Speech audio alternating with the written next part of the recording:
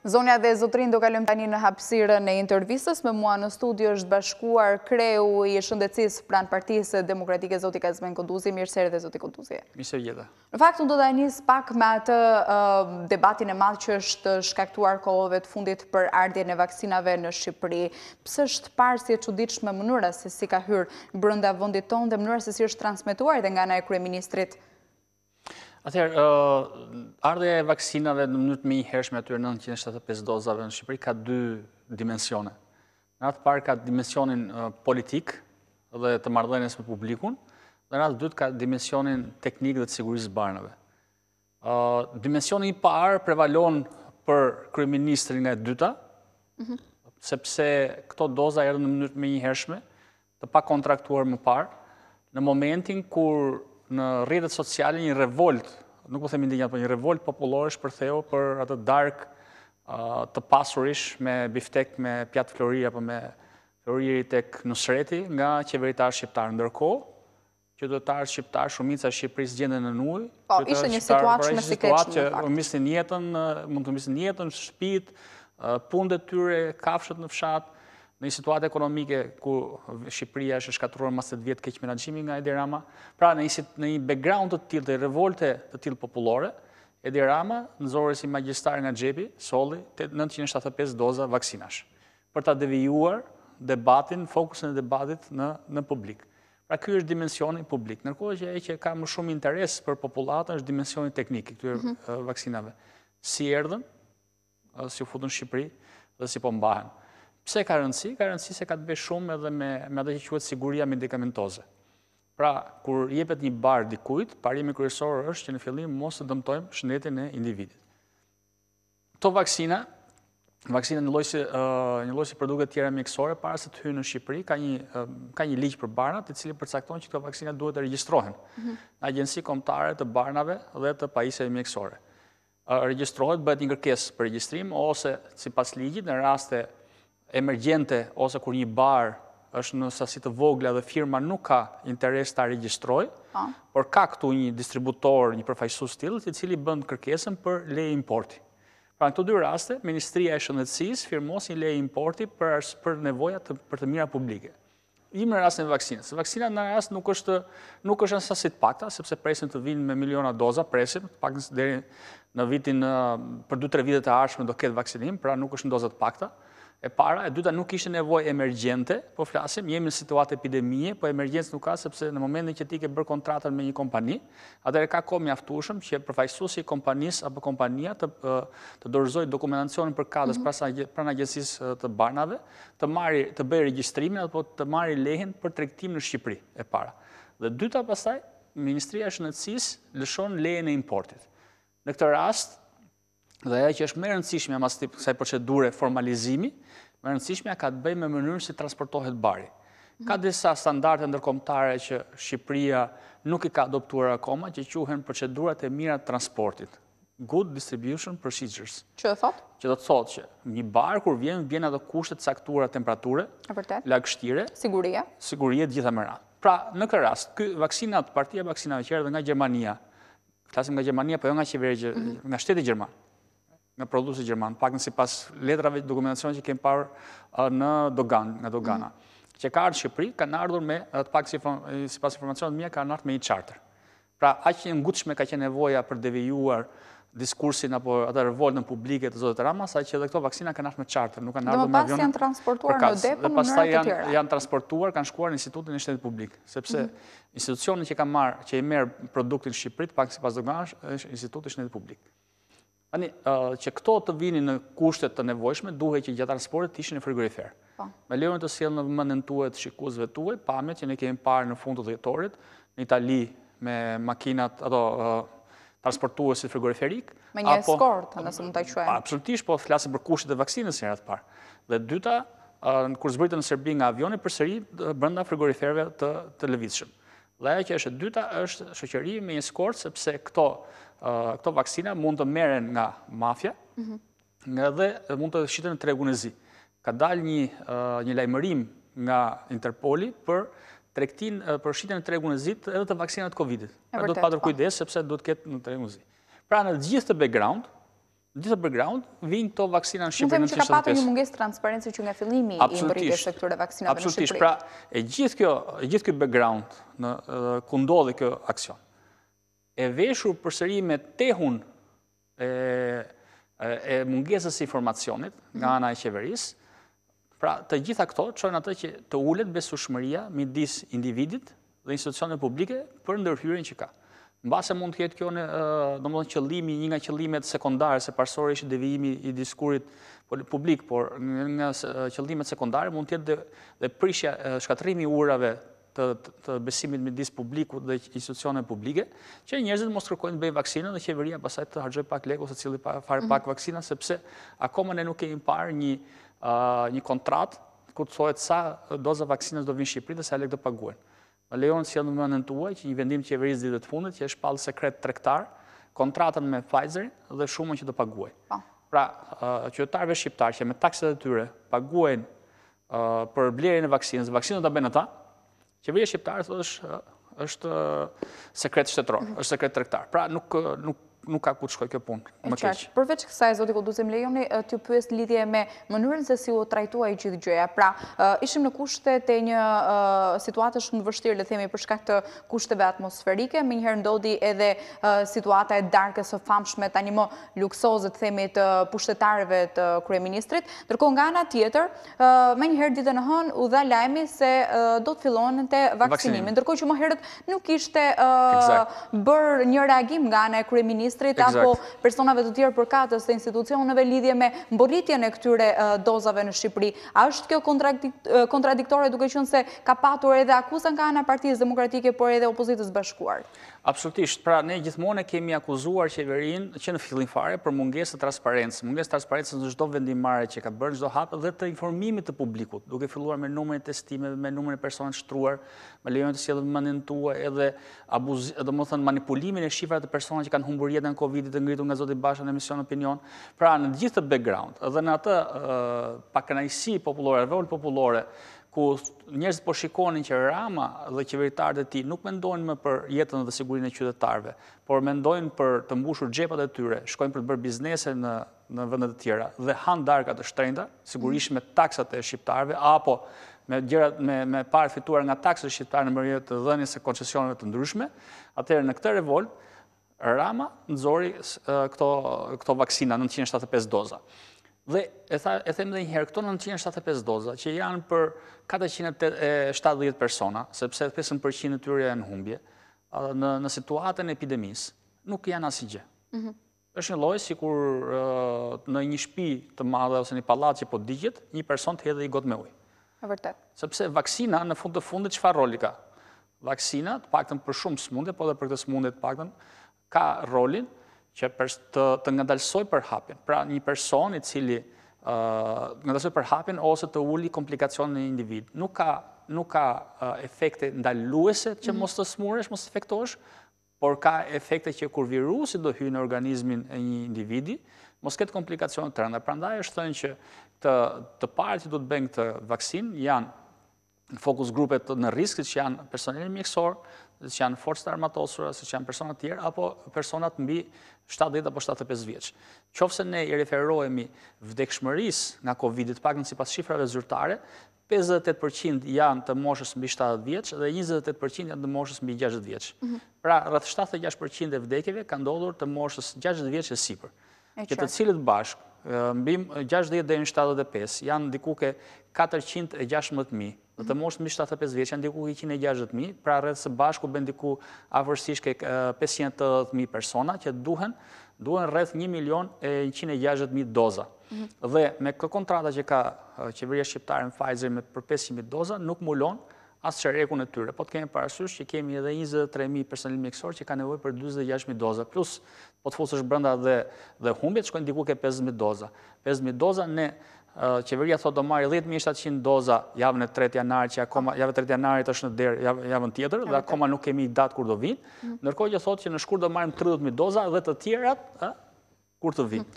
Pra, është kjo situatë, në cilën ka ndodhur gjithë gjithë ky veprim, po themi për magjistari, ose më saktë, e themi një veprim i dëshpëruar i zotit Rama për devijuar revoltën popullore. Pra, ka të dy elementet, ka dhe elementin e revoltës popullore, për këtë e përdori, dhe ka dhe elementin e sigurisë të vaksinë. Unë nuk e di, kam dëgjuar shumë kolegë të nderuar në televizion, të cilët jashtë standardeve të tyre profesionale, këtë theme sigurisë, sepse kam punuar me to, kur i pyet për sigurinë e vaksinës, nga ka ardhur vaksina, thonë, çfarë duhet ne çfarë siguri apo ka ardhur vaksina, se ka që erdhi vaksina. E vërtet, por për të detyruar, mendoj unë, nga presioni politik brenda pozicionit të tyre të punës. E qartë, zoti Koduzi, në fakt ju thatë edhe më herët që ndoshta nuk ka qenë shumë emergjente situata, duke parë edhe bilancin e shifrave, ndërkohë ka patur shpeshherë edhe akuza, le të themi, apo kritika sa i përket transparencës edhe në bilancin e transmetuar çdo ditë nga ana e komitetit të ekspertëve. Ajo çfarë do doja të ezauroja pak me ju është edhe fakti i sigurisë këtyre të prekurve nga Covid-i, duke qenë se më herët kemi patur të paktën të bëra publike 2 raste shumë ekstreme të rënda të korrupsionit në spitalet Covid, konkretisht të sanitares tek Shefqet Ndroqi dhe së fundmi të mjekut tek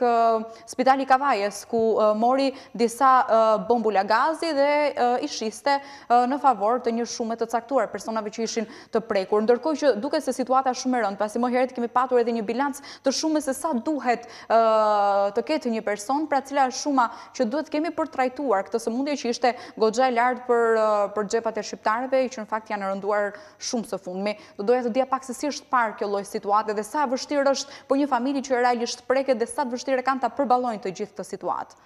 Atëherë, kjo pyetje ju e shumë e drejtë dhe më lejo ta shtjelloj pak se një ngjarje kur ndodh nuk ndodh rastësisht, ndodh në një ambient të caktuar.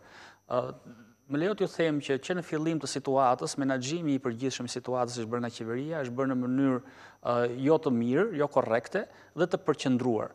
E kam bërë në mënyrë të përqendruar me qëllim që të përqendronin informacionet, ama me punon se duhet, po pa menduar për shëndetin e qytetarëve. Më lejon të them që pika e parë e kontaktit ka qenë urgjenca kombëtare në fillim fare, nuk ka qenë mjeku familjes, dhe triazhi apo ajo që triazhi quhet në gjuhën mjekësore apo filtrimi i personave bëhej nga personat që ishin operatorët në telefon që thoshte ke temperaturë, ke koll, ke marrë frymë të gjitha me radhë, po jo nga mjeku familjes. Dhe e dyta dhe bërja tampone bëhen në mënyrë përqendruar në institutin e shtetit publik. Pra të dy këto element, edhe trajtimi i personave dhe element tretë që ishte faza 3 e trajtimit, pra të asaj që testoj, gjurmo dhe trajto, faza 3 e trajtimit u përqendrua vetëm në spitalin infektiv në fillim fare, pastaj në prill është hapur dyshi, që është hap spitali Covid-2 Sauk, dhe më vonë pastaj është hapur 3 dhe 4. Ato nuk janë spitale, janë pavione, sepse nuk presin rastet e reja, vetëm persona që dalin nga gjendja emergjente shkojnë atje për tu monitoruar. Pra, në këtë ambient, ku ne i kemi thënë qeverisë, dhe qeveri ashtu si kanë bërë dhe vendet e tjera, që të fillon të që me decentralizimin e testimeve, me hapjen e pavionëve Covid në të minimumin në spitalet regionale, ku personat i kishin sa më afër të merrin ndihmën e parë, me njëherë sa kishin nevojë kur kishin komplikacionet e para. Në një ambient ku personat kanë paguar me miliona lek, me mijëra euro, për të trajtuar në shtëpi apo dhe në spitale. Në gjithë të ambient. Në ambientin kur në spitalet mungon personeli shëndetësor. Pra, kemi në spitale në pavionet Covid, nga kanë thënë nga personeli shëndetësor edhe në televizionin shtanë, po dhe neve personalisht, që ka një infermiere për 20 apo 25 pacient. Pra, nuk kanë mundësin që të trajtojnë si shduhet. Lejo të sjellën vëmendje që në gusht kanë shkuar 52 infermierë për personel shtesë ndihmës në Sauk dhe rreth 40 prej tyre ikën që 2 javët e para për shkak të kushtet të vështira të punës dhe ambientin në cilën punohej. Pra, në këtë ambient, ai që e paguan koston e gjithë këtij keq menaxhimi të përgjithshëm është pacienti i pari, me shëndetin e tij, dhe dyti janë familjarët me koston financiare të tyre. Tani çfarë ndodh? Kur një afërmit tënd të thotë që shiko se mos kujdeset njëri për mua, nuk më jep ujë, nuk më jep për të ngrënë, nuk më pastroj, nuk më jap mjekime, gjithë me radhë. Çfarë do bëj familjari? Familjari do mundohet të kërkojë një kontakt me institucionin. Institucionet Covid, spitalet Covid Shqipëri janë trajtuar si burgje. Janë rrethuar me kangjella në 100 metër largësi, ruhen me policë dhe asnjëri nuk afrohet. Përveç kësaj, për arsye sigurisë, nuk ka një pikë informacione të familjarëve për gjendjen e të afërmëve të tyre. Pra të ketë një zyrë informacioni, ku familjarët kenë kontakt zyrtar me institucionin, mos e lënë rrugëve, të marrin informacion në zyrtar, edhe pyesin zyrtarisë se çfarë ka nevojë. Eksperienca rajonale, ose të paktën ku shumica e shqiptarëve kanë shkuar këtë periudhë që kanë shkuar në Turqi, është që çdo ditë të afërmit e pacientëve informohen nga mjeku kurues çfarë gjendje ka, dhe çdo ditë një afërm lejohet, një person lejohet i veshur me masë personale mbrojtëse të shkojë ta vizitojë familjarin. Kjo ka dy elementë brenda saj. Ka elementin e informimit, më janon abuzimin, dhe nga ana tjetër është elementi psikologjik dhe mbështetje psikologjike për të afërmit të tyre pacientë që trajtim e shikojnë që nuk është vetëm. Jo rastësisht, vetëm në Shqipëri ka ndodhur që janë hedhur, në mos gaboj, 4 veta nga spitalet Covid. Është dimensioni psikologjik. Pra mungesa një mbështetje psikologjike shpirtërore të tyre kur janë në spital. Mungesa një kujdesi shëndetësor nga personeli i mesëm sepse aq mundësi kanë. Pra kur një infermier është kujdeset për 20-25 pacient, atëherë nuk ka kohë fizike që të kujdesë që duhet, jo se nuk duan. Dhe në këtë background çfarë ndodh? I afërmi thot infermierit, sa lek do, vetëm kujdesesh më shumë për të afërmit. Këtu fillon abuzimi. Këtu fillon abuzimi. Kjo ka të bëjë me keq menaxhimin e pacientit dhe me keq menaxhimin e institucionit.